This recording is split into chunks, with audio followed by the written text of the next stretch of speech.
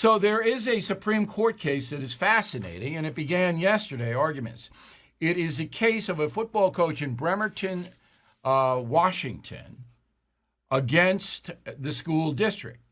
Man's name is Joseph Kennedy, all right? And he was let go by a public school in Bremerton High, where he was the football coach, because after the game, he prayed. So the coach prayed, and some of his players joined him. So that's why he was booted.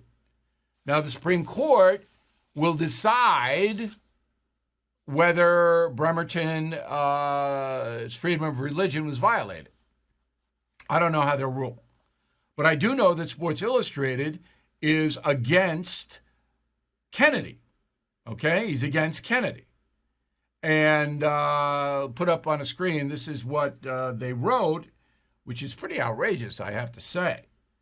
Okay, so, quote, he's a human embodiment of a country that's deeply divided, a religious movement that's surging with momentum, even as organized religion becomes increasingly less popular, and most of all, a powerful right-wing machine, many say is employing a timeless division tactic, us versus them, or morphed a man's unremarkable existence into an extraordinary one and imbued Kennedy with elusive, far-reaching purpose, unquote. So and there's more. He's no longer just a man. He's now a symbol for what his supporters term religious freedom. To them, he's a hero, David slaying an anti-faith Goliath.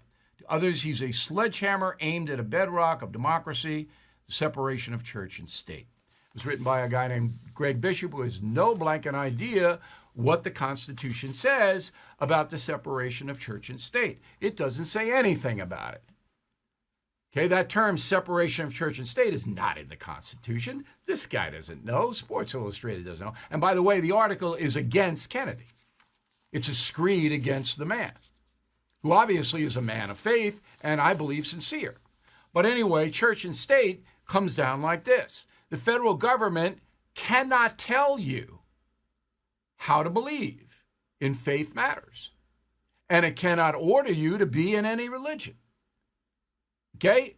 So the federal government can't tell you what to believe, and it cannot promote religion. Can't. But that doesn't mean you can't pray in public. There's no separation there. I'll be surprised if the Supreme Court doesn't rule in Kennedy's favor. But anyway, Sports Illustrated is now, like ESPN, has morphed sports into progressive politics. And like ESPN, it is suffering because of it.